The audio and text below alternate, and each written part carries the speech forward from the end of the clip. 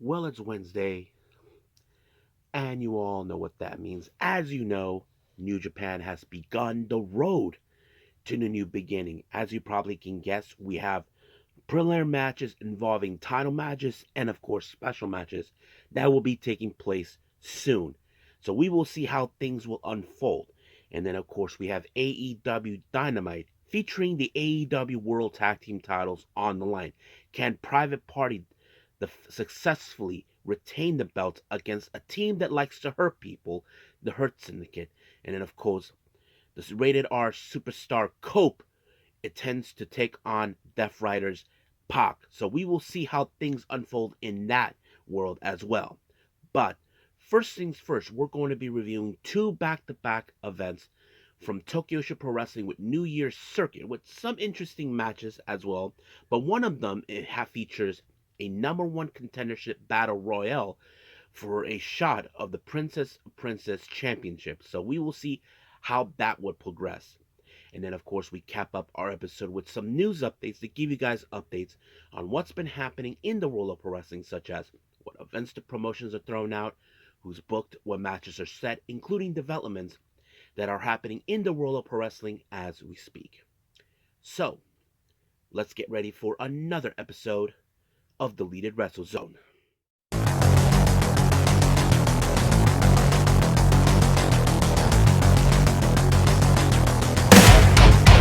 Are you ready? Get up, get up! Get up, get up! Get up, get up! Get up, get up!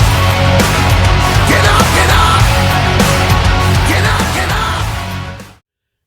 Hey everyone, welcome to Deleted Wrestle Zone, all things that it's pro wrestling with AEW, NXT, New Japan Pro Wrestling, TNA, the National Wrestling Alliance, various promotions, wrestlers, matches, and championships. I am your host, J-Rod here. So, if you are new to the channel, welcome. This is a channel where we do a lot of pro wrestling reviews from various promotions, not only here in the United States, but also in Japan, Mexico, Canada, Europe, the UK, anywhere in the world pro wrestling is not as big, but it continues to grow. We also, of course, do discussion videos, talk about various topics such as the wrestlers themselves, the promotions, factions, storylines, whatever we want to talk about. We also, of course, do more news updates. If certain information was unable to be on this episode, we can either put it on the next one or on a separate video by itself. We also, of course, do real-timing news updates to keep you guys on alert if something has happened in the world of pro wrestling that needs to be addressed ASAP. We also, of course, got the Unagi Sayaka watch and various other cool wrestling content as well.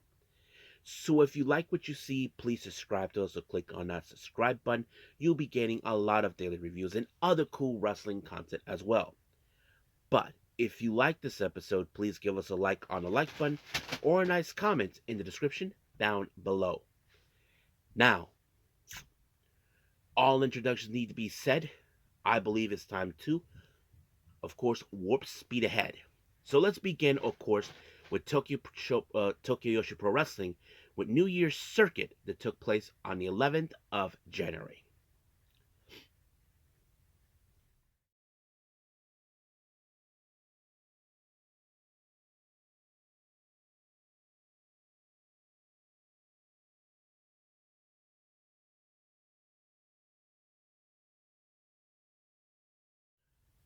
Okay, Tokyo Pro Wrestling New Year's Circuit. This happened recently in Kobe on the 11th of January. And of course, as usual, we have Sayuri Namba doing the opening, greeting the fans, giving the info about the matches. But as soon as she was done, we did had a performance with the Up Up Girls, as always, we always do. I don't even know what name of the song they tried. But let's get to the matches as well. Now, our first match, we have Chika Manaze taking on our former uh, Princess of Princess champion Miu Watanabe. So, of course, many of you will probably would think in the back of your heads that this match would go with Miu Watanabe. A, we know that she is a fantastic wrestler. A, she was a great champion. Well, not a great, but a good champion. Of course, she was going to win, and she applied like a torture rack type and on the single shoulder side, and just like that, uh, Manase had no other choice but to tap, and Miyu Watanabe won the match. Next up, we have a six-woman tag match. We have Haruna Neko, Mahiro Kiru, and Ivy Steels taking on the members of the Up Up Girls, more specifically Uda Takumi, Shino Suzuki, and Raku. Now, of course, nothing too special about this one, but the one thing that majority of the girls have to be more aware is Raku with her lullaby. But however, that's not important. What is important, it was, of course, Mahito Kiru who picked up the win when she applied a spine buster on Uda Takumi, and just like that, 1, 2, 3, it was over. Next up, we have Mifu Ashida teaming up with Wakana Uhara, taking on Haru Kazashido and Moka Miyamoto. So, basically, of course, this one, nothing too special either. But, however, it was Moka Miyamoto with a Cobra Clutch on Mifu Ashida, and just like that, she had no choice but the tap. Next up, we have Kaya Toribami taking on Jada Stone. Many of you may or may not know. I have mentioned her a few times from upcoming events in the past. She's making her appearance in Tokyo Show Pro Wrestling, which is kind of cool. So I wasn't too sure how much impact she would bring as a foreigner coming to Japan, but she did pick up a win when she applied a cutter, and just like that, it was over. Next up, we have Imawari and Toga. They take on Maki Ito and Kira Summer. Now, I wasn't too sure about this match, how is it going to be, but however, many of you probably would think in the back of your heads, because Maki Ito is the most popular one in Tokyo Show Pro Wrestling, she probably will pick up the win. Well, now, this one, you see Toga, who was able to pick up the win when she applied a sidewalk slam onto Kira, and just like that, 1, 2, 3, it was over. Now, our next match is a battle royale for a #1 contendership for the Princess of Princess title. Now, here are the participants. We have Arisu Endo, Pam Harajuku, Yuki Aino, Hyper Misawa, Rika Tatsumi, and Shoko Nakajima. Now, you probably can guess that 2 out of the 6 ladies in this match have already been Princess of Princess champion. Now, many of you probably would ask me, did I had a Pacific one that I probably would have liked to see win? There is one in particular, and that person was Yuki Aino, because I felt that she is shining very well. She has evolved even better after, since her sister retired. I felt like she deserved, to reach the top where her sister never actually went through. But however, this match ended with Rika Tatsumi doing a dragon sleeper on Shoko Nakajima. Now, it's no secret, because in the past we know that those who have and know or not, Rika Tatsumi has been looking for a way to get back into the title hunt for this title, and she did that before with Miyu Watanabe, who was the #1 contender. Um, she was demanding that Miyu Watanabe hand over her spot, but Miyu refused, and we all know what happened. She was the champion. But Rika Tatsumi has been looking for a way to get back on top, and now she has that straight up opportunity, winning the Battle Royale. Now, for our main event, we have Yoshiko Hasegawa teaming up with the Pink Striker Miyu Yamashita. They take on the current um, International Princess Champion Suzumi, and of course our current Princess of Princess Champion Mizuki. So you would think that there's going to be a good specific. Now, I had a feeling that this match was going to end with Hasegawa taking the fall, because she ended up with a double foot stomp by Mizuki, and just like that, 1, 2, 3, over. Now, of course, we did see the champions do a post-match promo. Don't know what they said, but I had a feeling that she was going to show up to stake her claim, and that is, of course, the winner of the #1 contendership battle royale, Rika Tatsumi. So now she is confident, believing she will get her opportunity and be the one to dethrone Mizuki. So we will see how that will progress. So we'll stay tuned on that one down the road. So right now we are done with this one, with this part of Tokyo Pro Wrestling. Let's do the following day that took place with Tokyo Pro Wrestling.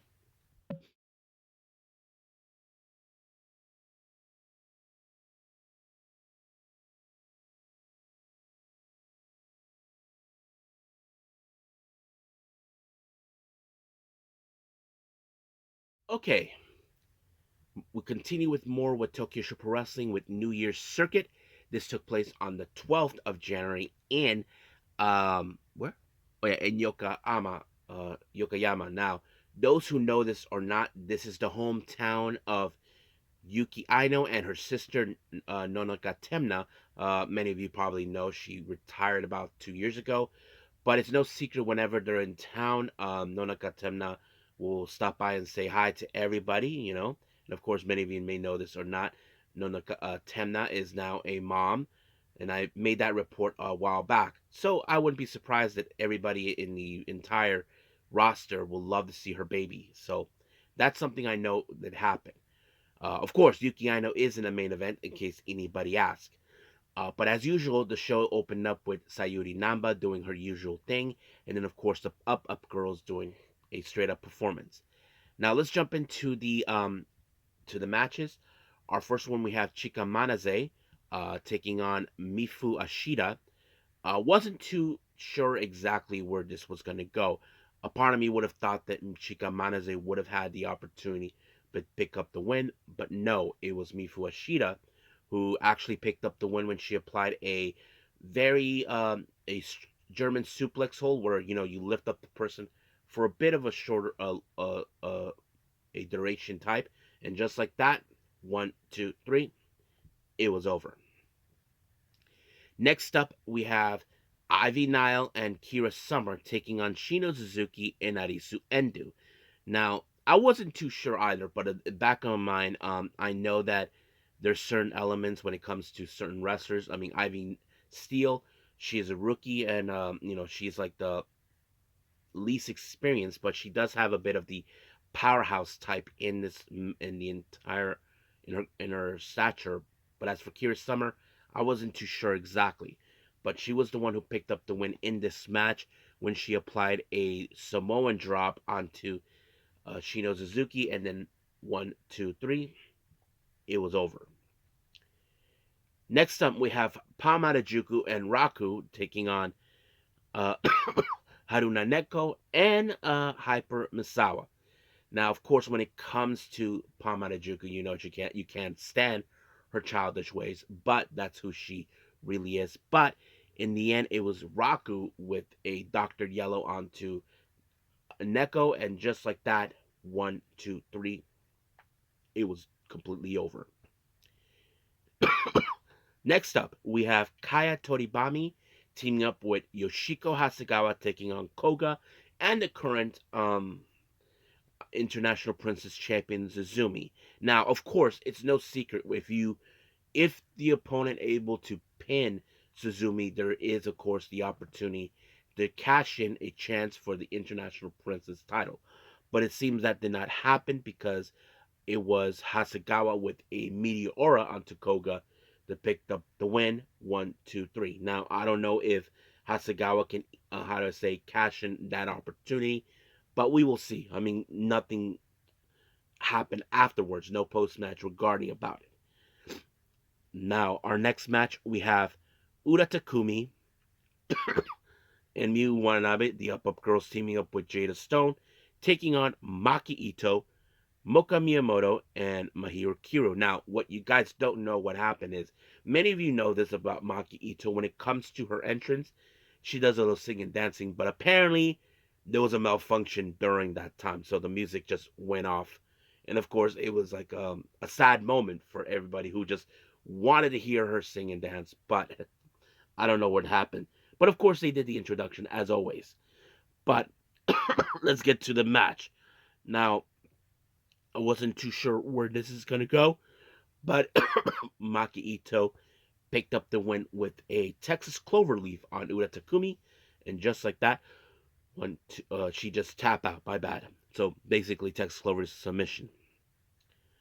Our next match, we have Imawari taking on, of course, the number one contender for the Princess of Princess Championship, Rika Tatsumi. Now, I sure this match is one of those moments where Rika Tatsumi has to build up momentum to prepare herself for her title match. And of course, that's exactly what happened. But she was able to pick up the win when she applied the twist of fate. And just like that, 1, 2, 3, it was over. Now for our main event. For our main event, we have Haru Kazushito, Shoko Nakajima, and of course, the hometown girl, Yuki Aino. They take on Wakana Uhara, the Pink Striker, Miyu Yamashita, and of course, our current Princess of Princess champion, Mizuki. So, of course, you would think that if someone pins Mizuki, you get a chance to end up a shot of the belt, and that person who nearly had that was none other than the hometown girl, Yuki Aino. And she could have won this match because, many people would think, okay, the hometown hero is the one who has to pick up the win. But unfortunately, that did not happen. This match ended with Mizuki applying the cutie special, and just like that, 1, 2, 3, we're done. But however, there was a nice promo. They let Yuki Aino give a promo since was her hometown, and of course, everybody spoke highly of her. And to me, I want to be honest with you guys. I really hope she does become Princess of Princess champion. I mean, she has been tag champion with her sister, but I would like to see her reach for that goal, and that's something I hope it could happen one day. But that's for another time. But for right now, we are completely done with Tokyo Pro Wrestling. Let's move on with our next review, New Japan Pro Wrestling.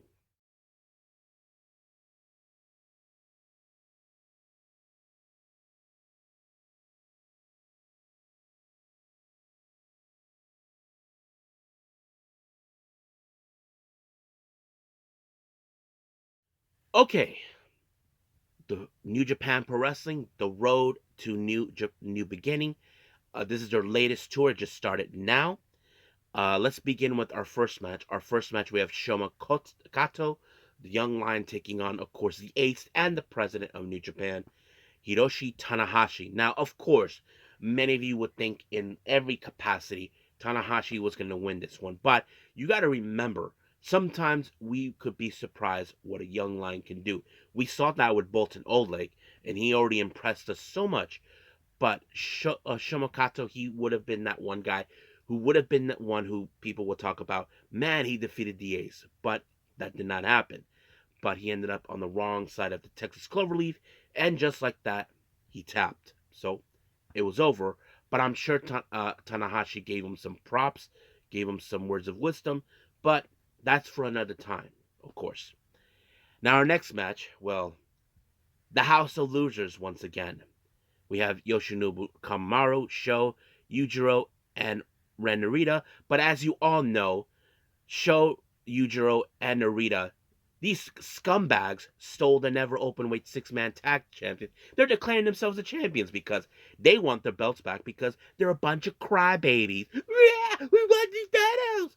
But they have to go through, of course, Daiki Nagiya, Katsuya Murashima are young lions, but they take on two-thirds of our never openweight six-man tag team champions, Bolton Oleg and Toru Yano. Now, when it comes to the House of Losers, you know these scumbags will love to cheat their way through, using all sorts of tricks and all that.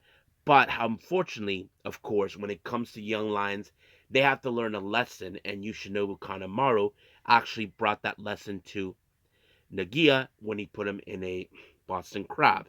Yeah, so what a bunch of a-holes you guys can get. And of course, they're running around acting like champions because they want their title shot. But we haven't heard anything. I mean, we haven't heard if what Tanahashi or Bolton Oleg or Yano are going to grant them because they're not stupid. They know they will find ways to cheat. So we'll see what happens. Now, our next match, we have the Bullet Club War Dogs, more consistently Clark Connors and Sanada, taking on Just Four Guys, Taka Michinoku and Taichi. Yeah, once again, Sanada and Taichi are in a feud. Once again, opposites of each other. But I do hope that maybe some point we will see those two in a singles match where Taichi will get his revenge on Sonata for turning on him. And of course, like always, this match ends with uh with a Bullet Club War Dog picking up the win, because we all know that Just Four Guys are 2 men down. Doki is out, Yuya Uemura is out, but it ended with Clark Connors doing the chaser on Taka, and just like that, 1, 2, 3 is over. But during the post match, we know Taichi wants to get his hands on Sonata to make him pay for costing him a title match and turning on the boys. So we'll see what happens down the road. Now, our next match, we have Tomohiro Ishii, Master Wato, and of course, the future ace of New Japan, Shota Umino, taking on the United Empire, consisting of Jacob Austin Young, Francisco Cara, and of course, Great-O-Khan. Now, don't forget, we have a brand new feud that started, Shota Umino and Great-O-Khan. This happened because Great-O-Khan feels that if anybody's going to be the ace, it's going to be him. But Shota Umino felt disrespected by Great-O-Khan when he grabbed a prop from a fan and ripped it right in front of him. And he did not like that. But Khan, who's being the selfish prick that he is, was trying to prove a point. But there are those who've been doubting Shota Umino, but I'm sure Shota Umino will overcome this one way or the other. But of course, we did see some interesting moments. I have to say, Francisco Cara may have balls, but he was no match for none other than, of course, the Stone Pitbull Ishii, but in nothing worked. But towards the end, it was Master Wato with the Sunset Taku German suplex on Jacob Young, and just like that, 1, 2, 3, it was over. Now, our next match, we have TMDK, Hartley Jackson, one half of the IWGP Junior Heavyweight Tag Champions, the Sniper of the Skies, Robbie Eagles, and of course, Rohei Oiwa, taking on Tomoaki Hamna. He teams up with the members of Chaos, more specifically Yo and Yoshihashi. Now remember, Oiwa has started a feud with Yoshihashi not too long ago, and this is where it leads. But of course, this match ended with Oiwa impressing everybody when he took out Hamna with a disc lariat, and just like that, 1, 2, 3, it was done. But sooner or later, we will see probably Yoshihashi and Oiwa in a one-on-one match. So I wouldn't be surprised that could happen soon. But we just have to wait and see. Now, our semi-main event, we have the Bullet Club War Dogs, consistent of Geto, Taiji Shimori, Drilla Maloney, and Gabe Kidd, taking on LIJ's Hiromu Takahashi, Tetsuya Naito, Shingo Takagi, and Yota Tsuji. Now, remember, recently, Drilla Maloney has now declared that he will take on Shingo Takagi, and as for Gabe Kidd, as you know, he feels that Yota Tsuji, he has no right to become at the top. He feels that no one's has no right for that, and now he wants the IWGP Global title. So you probably can guess where this is going to go. But Hiromu was the one who picked up the win when he took out the weakest link in the War Dogs, and that is, of course, the bald-headed beard fool, Geto, who ended up in a figure four, and just like that, he had no choice but to tap. Now, our main event, this is a good one. We have TMDK, one half of the IWGP Junior Heavyweight Tag Champions, Kosef Fujita, the Ichiban Sweet Boy, and the frontman of TMDK, and our current IWGP World Heavyweight Champion, Zack Sabre Jr.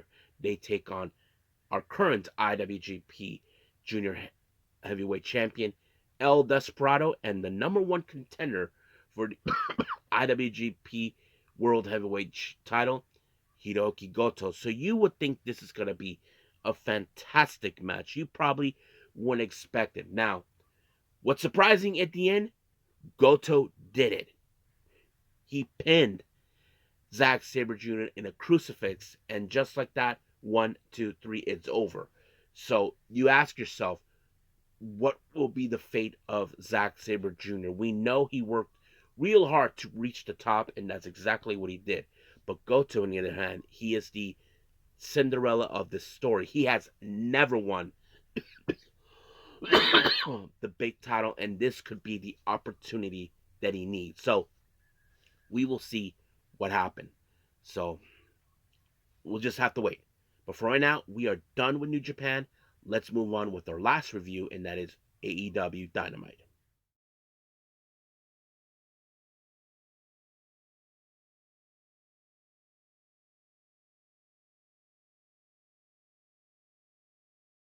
Okay, AEW Dynamite. Well, it started out very interesting. We had a face-to-face conversation between both Kenny Omega and Will Ospreay. Now, it's no secret about each other, about what's been going on. Now, of course, Kenny Omega talked about the things he did, like doing the Tiger Suplex and the Tiger Driver and all this other stuff. And of course, when it comes to Don Callis. But however, Don Callis once again was there, and this time Konosuke Takeshita attacked Kenny, and then of course Will Ospreay helped. Then here comes the rest of the family, of course, Fletcher, Brian Cage, and Lance Archer. However, it seems now a battle line has been drawn. Basically, Kenny Omega and Will Ospreay will team up, and they declare they will face Takeshita and Fletcher in a very peculiar day, Grand Slam, which is going to take place in Fletcher's home country of Australia. So that's going to be a lot of fun. So Don Callis didn't like it, but of course the fans want it, and I'm sure Don Callis is going to cry like a little big baby. Demanding this match will never happen, but I'm sure. Sorry, Don Callis, you're overruled, fool. Yeah, so the narcissist can bitch all he wants, but he's not going to get things his way. Now, as you know, the rated R superstar Cope has been targeting Moxley. As you know, he is determined to be the one to dethrone him, but Mox is telling him that it's not going to happen. As you know, he's trying to send his message saying he's going to save AEW from what it is now, but we'll see what happens. Now, our first match of the entire night, we do have the AEW World Tag Team titles, the Hurt Syndicate, Shelton Benjamin and Bobby Lashley taking on Private Party. Now, remember in this scenario, Bobby Lashley has never won a tag team title. We know Shelton Benjamin has done it. It's no secret on his career. He has been a tag team champion multiple times. So this is a perfect opportunity, for both these men. But of course, this match ended with the Hurt Business winning the match thanks to Bobby Lashley spearing Zay, and just like that, 1, 2, 3, brand new tag champions. So now the Hurt Business have made their statement. We'll see where this is going to go. So we will see who will get an opportunity of the AEW tag team titles, but I wouldn't be surprised if, of course, if Private Party will cash in a rematch. So we'll see. Hold on a minute. Bueno, I'll do that. Well, va a ser el 25, pero we can do that today if you want. Okay. All right. Okay. Uh,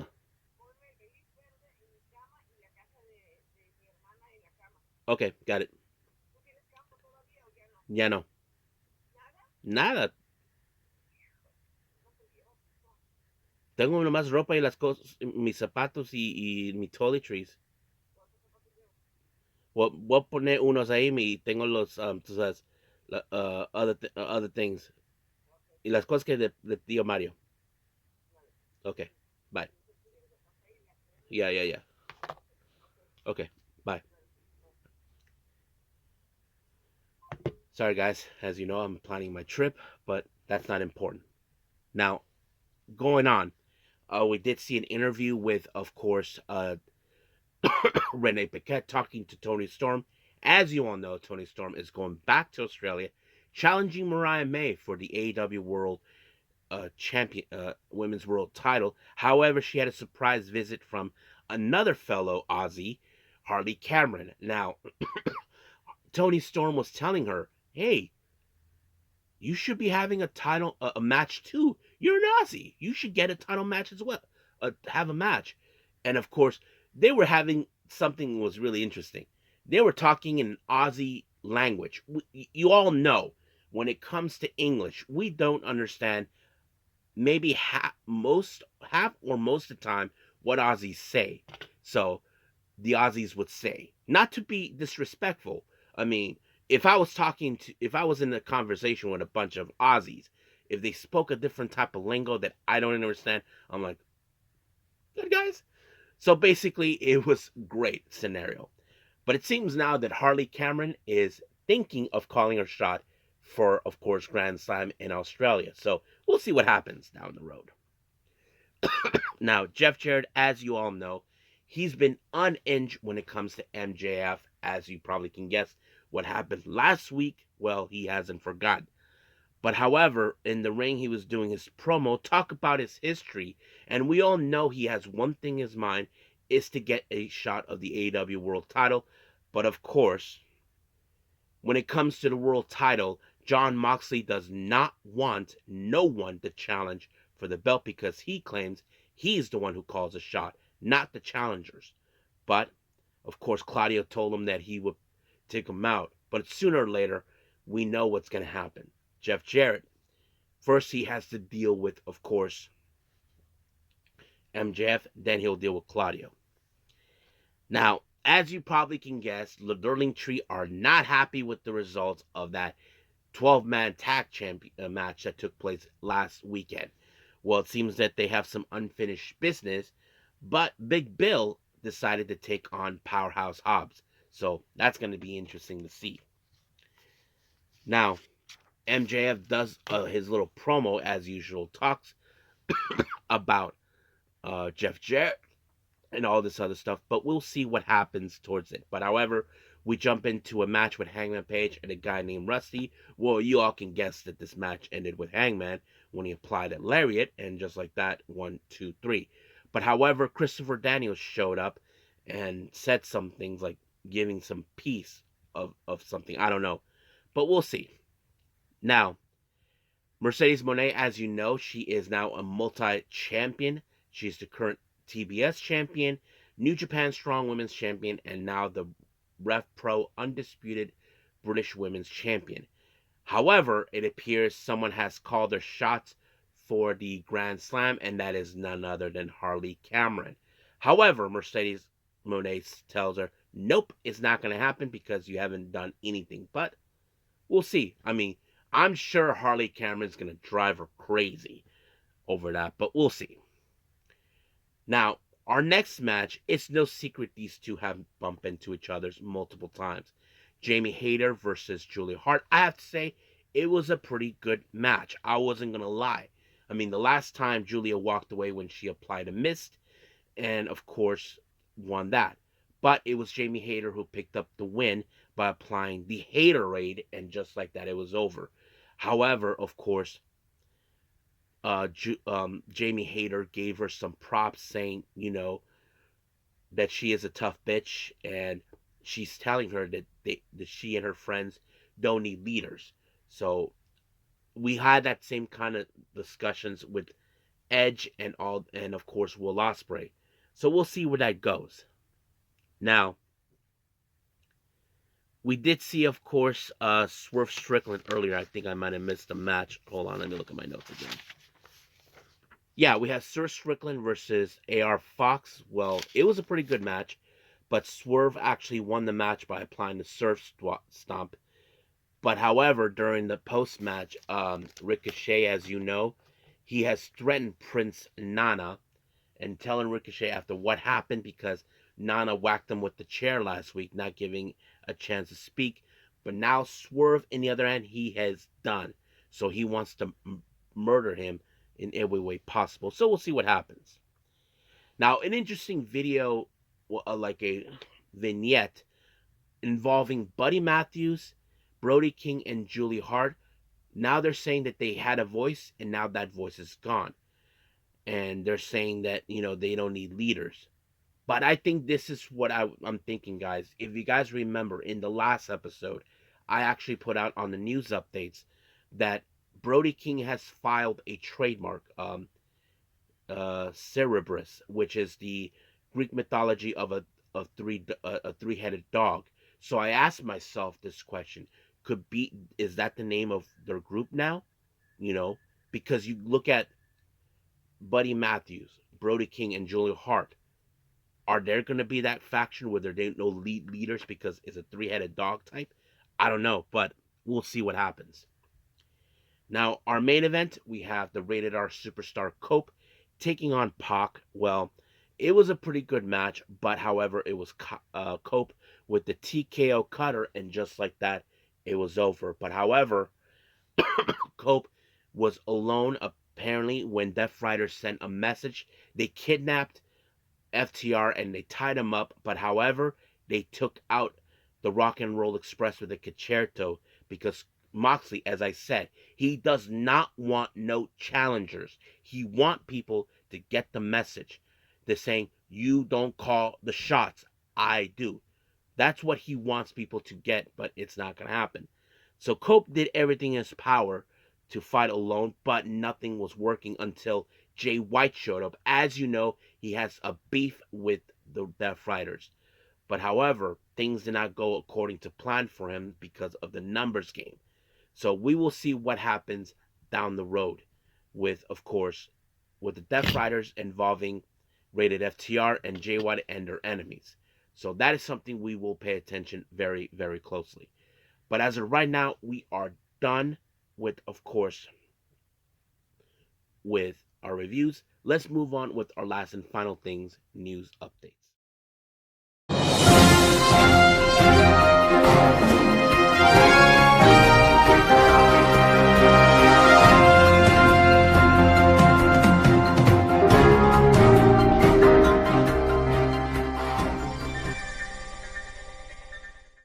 Okay, so welcome to our news update. So let's begin with, of course, upcoming events with the promotions, mostly coming now with GCW. Now, as you know, on the 31st of January, they will be in Indianapolis for Up All Night. They just announced Masha Slamovich will be in action to take on Myron Reed. Unclear whether the JCW title will be defended. That's something I don't know. And of course, as you know, we have the the 2-day show in the Showboat in Atlantic City, Ashes to Ashes, and So Much Fun. Names have been mentioned who will be involved for that. We have Effie, Matt Tremont, the Garbage Daddies, Masha Slamovich, Atticus Koger, Dr. Redacted, Beastman, and Hoodfoot. So those are the names so far that have been announced they will be involved for those 2 days. Now moving on, we have, of course, Deadlock Pro Wrestling with title fight in Texas taking place on the 26th. The Grizzled Young Vets will be in action to take on Iris and Gringo Loco. Then we do have a national title eliminator match involving Adam Priest and Kevin Blackwood. And then there's a proving ground match involving the DPW national title. The champion, LeBron Cozen, will take on the franchise, Titus Alexander. And finally, as you all know, I mentioned this in the last episode in our news updates in the final, the Dragon Gate will be making their return to the U.S. Well, my theory was right. They will be having a show at Las Vegas during WrestleMania week. So they will be there on the 18th of April. So any Dragon Gate fans I have here, go get your tickets now. So I think that's pretty much it for that. Let's move on with developments. Now, as you may all know, Hijo de Dr. Wagner, as you know, finished up with Noah. Now it's been reported that he's been in talks with WWE, and it's been speculating that he will be signing with the company very, very soon.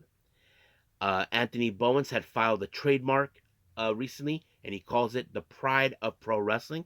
Very interesting, too.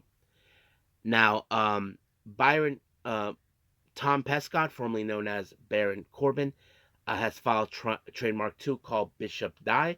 I don't know what that means. Now, many of you know what's been going on with Britt Baker, as you know of him, all of this and that. However, I don't know if I believe Conan of this, because recently we know he has things he's saying. Now, apparently he's saying that Britt Baker cheated on Adam Cole, and that was the result of them breaking up. Now, I don't know if I believe him or not, guys. I mean, he's saying that he has a WWE source that was the case. However, you guys will probably ask, what does Britt Baker or Adam Cole have to say? Well, Britt Baker denied the allegations that wasn't true. And she said, I have never cheated on anyone. Now, I know some people would say, how do we know that? We don't know. I mean, look, Conan, we know he has it out on AEW many times. But for him to go out and say that Britt Baker cheated on Adam Cole, I like to know where those sources are coming from, because I don't know if I believe him. I don't know if you guys believe him either. But if Britt Baker said that she never cheated, I understand. I mean, we know that people have talked about Britt Baker. She's difficult to work with. But for Conan to talk about her personal life, that is something he is supposed to stay out of it. But looks like it's not. Now, lastly, as you all know, it just turns out about PCO, the digital media title that he destroyed in GCW. Well, that wasn't the actual title, it was a replica title.